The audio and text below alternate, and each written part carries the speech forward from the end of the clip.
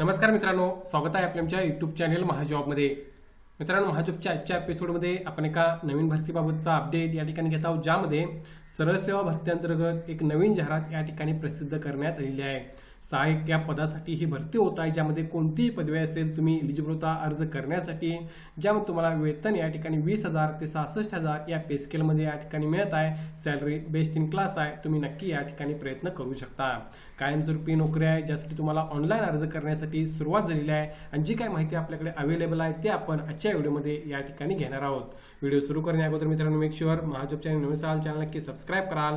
Job related daily update देण्याचा प्रयत्न मी या ठिकाणी करत असतो, तेव्हा मेक शुअर तुम्ही सबस्क्राईब करून त्यापुढील बेल आयकॉनवर क्लिक कराल. बघा मित्रांनो, ही जी जाहिरात आहे ती या ठिकाणी प्रसिद्ध करण्यात आलेली आहे. RITES limited government of India enterprise यांच्यामार्फत ही रिक्रुटमेंट मित्रांनो या ठिकाणी होत आहे. यामध्ये ही जी कंपनी आहे किंवा जी ही एंटरप्राइज आहे ती नवरत्न सेंट्रल पब्लिक सेक्टर एंटरप्राइज आहे. Under ministry of railways government of India यांच्या अंडर येणारं डिपार्टमेंट आहे. एक गोष्ट लक्षात घ्या, या ठिकाणी मित्रांनो याचं जे एक्झाम सेंटर आहे ते तुम्हाला महाराष्ट्रामध्ये मिळत आहे, त्यामुळे तुम्हाला ट्रॅव्हल करण्याची गरज नाही आहे. बेसिक क्वालिफिकेशन कोणत्याही पदवीवर तुम्ही एलिजिबल होत आहे अर्ज करण्यासाठी. पद चांगला आहे, त्यामुळे जरी सेंट्रल गव्हर्नमेंटची नोकरी असेल तरी तुम्हाला चांगल्या प्रकारच्या या ठिकाणी मित्रांनो बेनिफिट्स, जसं की ट्रॅव्हल करण्यासाठी तुम्हाला जास्त लागणार नाही आहे. महाराष्ट्रामध्ये एक्झाम सेंटर्स आहेत, प्लस एक्झाम फी सुद्धा त्यांनी फार कमी घेतलेली आहे. या गोष्टी पॉझिटिव्ह आहेत. सो जर क्वालिफाय होत असाल तर प्रयत्न या ठिकाणी करू शकता. So RITES limited government of India enterprise यांच्यामार्फत ही रिक्रुटमेंट या ठिकाणी मित्रांनो होत आहे.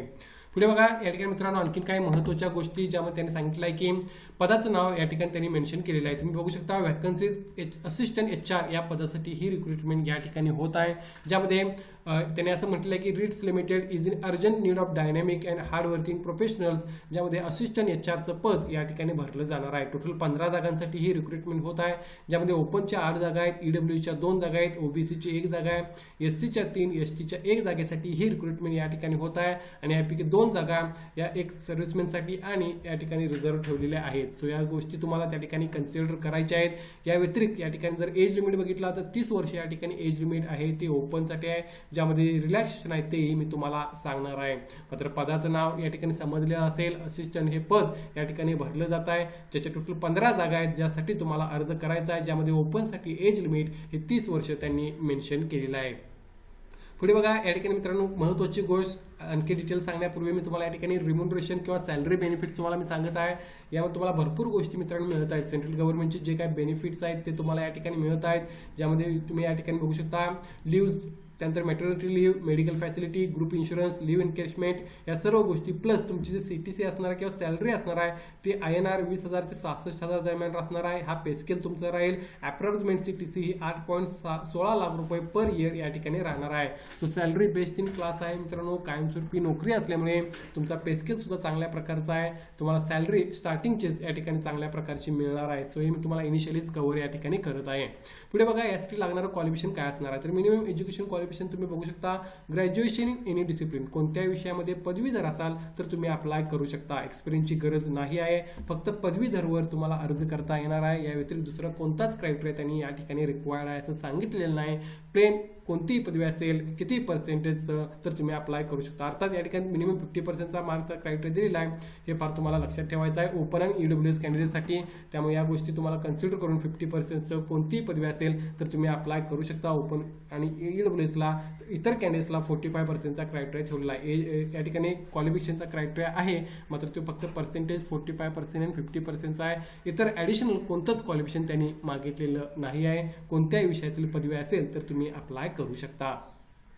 पुढे बघा, रिलॅक्सेशन अँड कन्सेशन कशा प्रकारे मिळत आहे. सो एज लिमिट 30 वर्ष जे होतं ते ओपनसाठी होतं, ज्यामध्ये 5 वर्ष रिलॅक्सेशन SC ST कॅटेगरीला, 3 वर्ष रिलॅक्सेशन OBC कॅटेगरीला या ठिकाणी मिळत आहे. या व्यतिरिक्त अपंग असाल, डिसेबल कॅन्डिडेट असाल, यांना सुद्धा एज रिलॅक्सेशन लागू आहे. तुम्ही तुमचं एज कॅल्क्युलेट या बेसिसवर या ठिकाणी करू शकता आणि जर एलिजिबल होत असाल तर अप्लाय करू शकाल.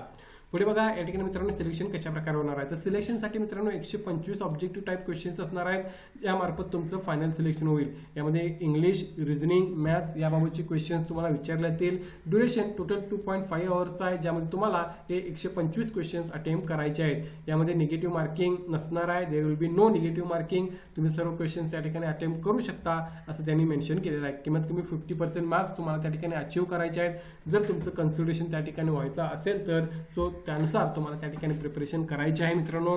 त्यानंतर डॉक्युमेंट स्क्रुनिटी सुद्धा होणार आहे. अर्थात त्यानंतरच्या गोष्टी आहेत. रिटर्न टेस्टचा सिलेबस हा डिटेलमध्ये त्यांनी ऑलरेडी नोटिफिकेशनमध्ये मेन्शन केलेला आहे, तो तुम्ही त्या ठिकाणी पाहू शकता. यासाठी मित्रांनो एक्झाम सेंटर्स बघून घ्या. महाराष्ट्रामध्ये सांगितल्याप्रमाणे तुम्हाला मुंबई एक्झाम सेंटर्स त्या ठिकाणी मिळत आहे. तुम्ही त्या ठिकाणी एक्झाम देऊ शकता. मुंबईला इतर स्टेटमध्ये तुम्हाला ट्रॅव्हल करण्याची गरज नाही. नोकरी ठिकाण हे ऑल ओव्हर इंडिया राहणार आहे, त्यामुळे तुम्हाला प्रबोली त्या ठिकाणी महाराष्ट्रामध्ये सुद्धा मिळू शकतं. त्याबाबत सध्या कन्फर्मेशन नाही आहे, मात्र एक्झाम सेंटर 100% तुम्हाला मुंबई या ठिकाणी मिळू शकतं जर तुम्ही त्यानुसार अर्ज केला तर. यामध्ये फीस बघून घ्या. जनरल ओबीसी कॅन्डिडेट्सला 300 रुपये फॉर्म फी प्लस टॅक्सेस असणार आहेत ते भरायचे आहेत.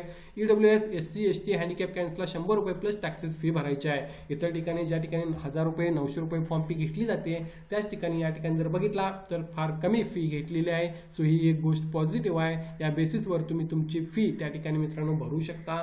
फॉर्म फी कम्पेअर टू इतर ज्या रिक्रुटमेंट प्रोसेस असतात त्या ठिकाणी घेतलेली जाते, त्यानुसार या ठिकाणी कमी घेतलेली आहे. 300 रुपये जनरल ओबीसीला आणि ईडब्ल्यूएस SC ST हँडिकॅपला मात्र 100 रुपये प्लस जे काही टॅक्सेस असतील ते तुम्हाला त्या ठिकाणी भरायचे आहेत.